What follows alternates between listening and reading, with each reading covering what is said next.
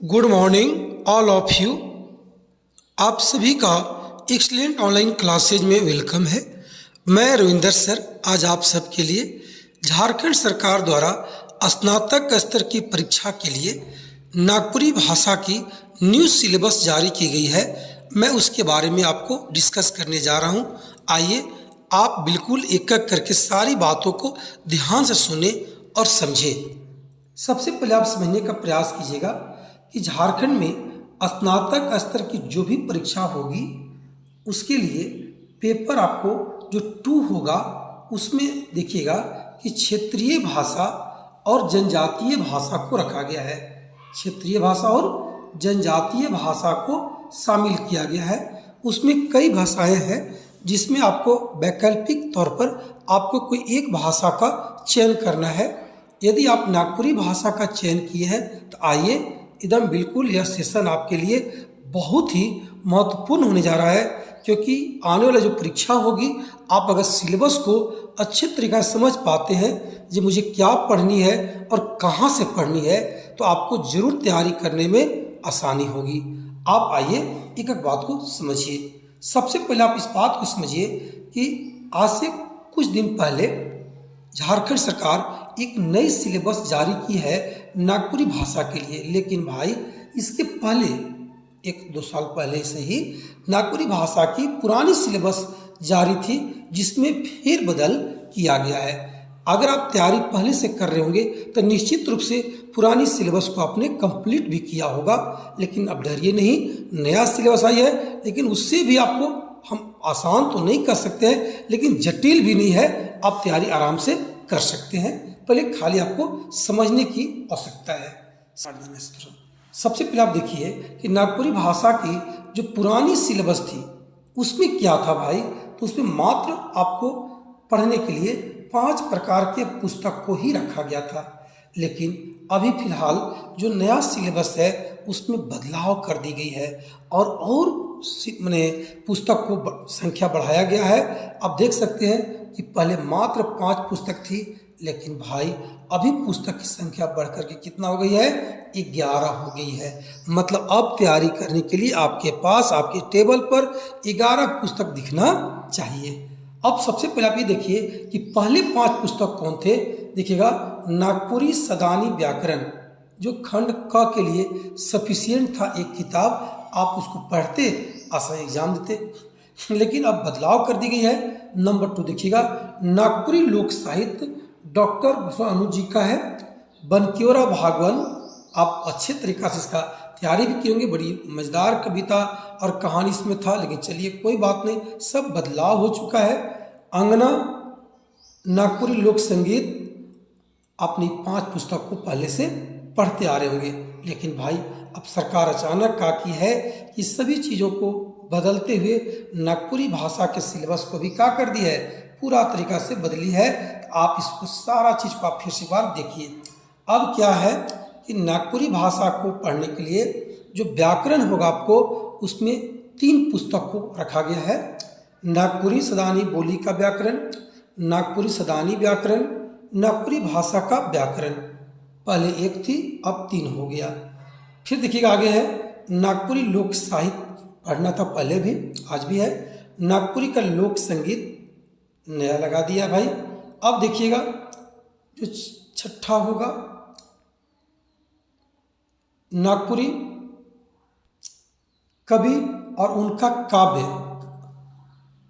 एक चकता रौद कांटी रुंगड़ा खुखड़ी, नागपुरी कवि और उनका काव्य लेखक, और आधुनिक नागपुरी कवि मनक साहित्यिक परिचय।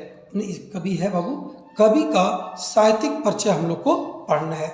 अब आइए एक एक करके आप सिलेबस को पूरा देख लीजिए, समझ लीजिए, टाइम लगेगा बच्चों, ताकि आप उसको फिर तैयारी जब करना शुरुआत करेंगे आप लोग, आपको दिक्कत ना हो। सबसे पहले आप देखिएगा कि आपको जो नागपुरी भाषा का जो खंड क होगा उसमें पहला खंड कब रखा गया है, व्याकरण को।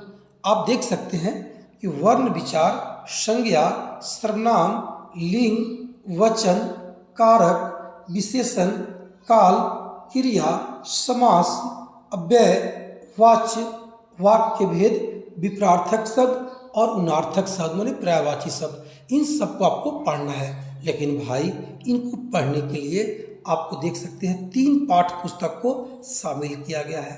लेकिन आप बिल्कुल विचलित नहीं होंगे, आप तैयारी आरंभ कीजिए। एक्सीलेंट IQ आपके साथ है, कंप्लीट आपको टॉपिक को लगाएगा और आपको कंप्लीट कराएगा बाबू।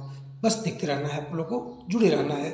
अब आगे देखिएगा, जो खंड ख है जिसको हम पद साहित्य देखिए, आपको लिखा दिख रहा होगा, उसमें जो नंबर 1 कहा है, देखिए 1 देखिए, 1 2 3 भाग बनाया इसको। खंड ख का जो 1 है, नागपुरी भाषा के लोकगीत इसमें है। इसमें हम लोग पढ़ेंगे लोकगीत का परिभाषा, नागपुरी भाषा के लोकगीत का वर्गीकरण, जो और 10 लोकगीत पढ़ेंगे। देखिए नाम दिया हुआ है। संस्कार गीत पढ़ेंगे 3 प्रकार का, 3 है इसमें।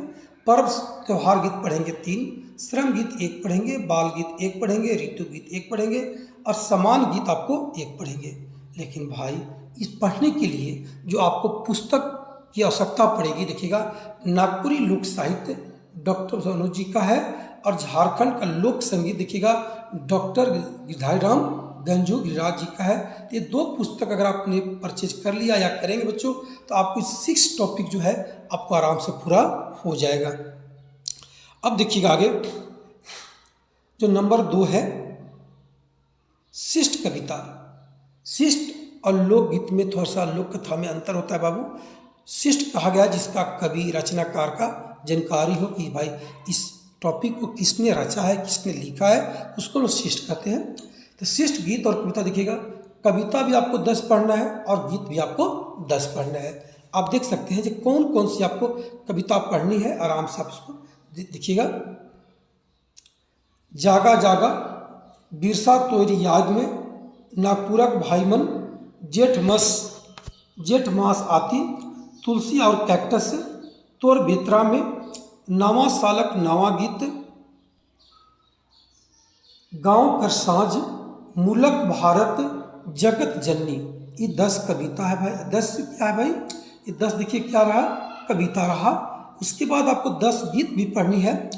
पोडिलो बरखा ऋतु, छोड़ू कपटी माया, पापी प्राणी छूटे नहीं झटके, ठरू दाता दिगंबर, उमड़ी गगन घन घमंड, अर्जुन कहत बियारी, संवत पैष्ठी लाल, कड़की उठलक तलवारी, सावन घटा और आज़ादी खातिर।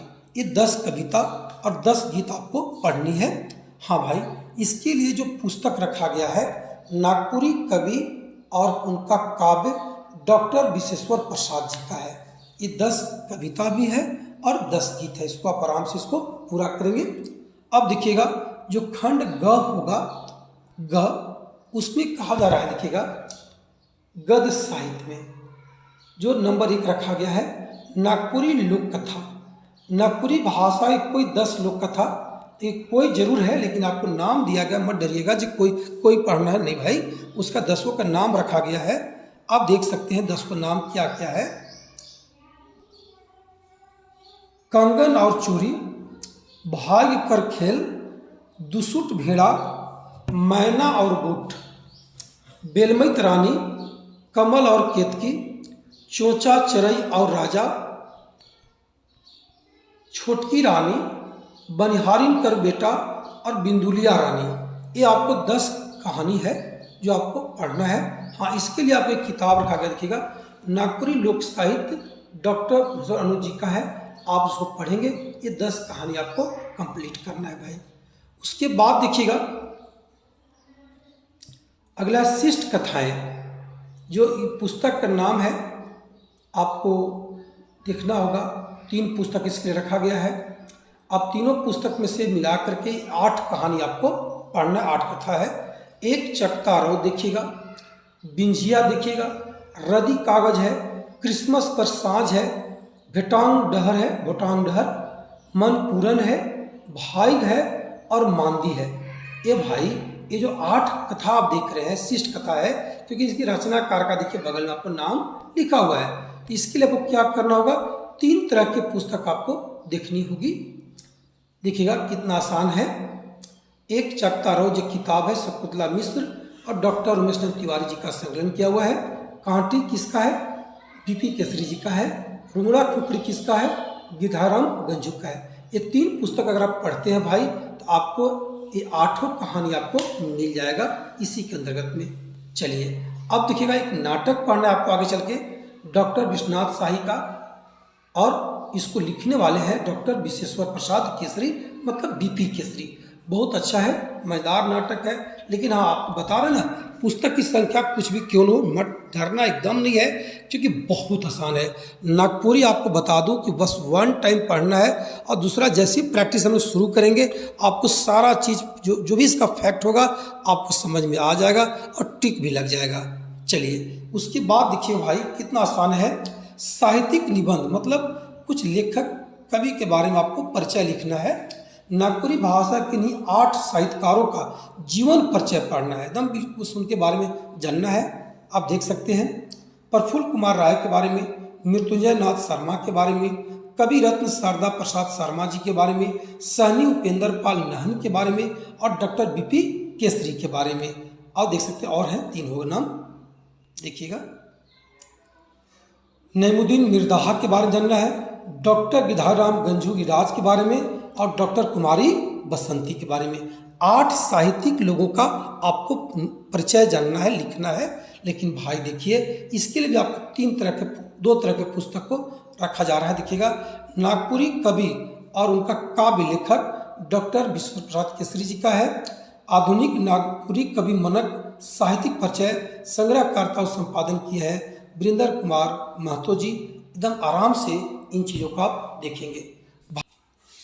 आप सब लोग बहुत आसानी से आज की जो क्लास था नागपुरी भाषा के सिलेबस को देखा, सुना और समझा।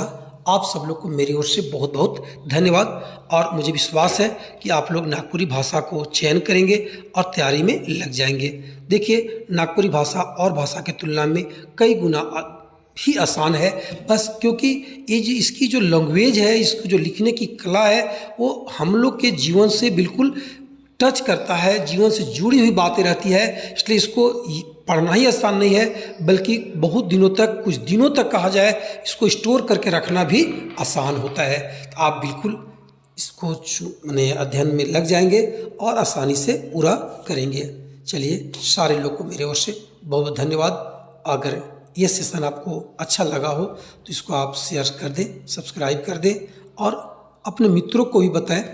चलिए, मैं एक आपको छोटी सूचना दे दूं कि एक्सीलेंट IQ के माध्यम से मैं आपको YouTube पर इसके नागपुरी भाषा की सारी टॉपिक को अपलोड करने जा रहा हूं।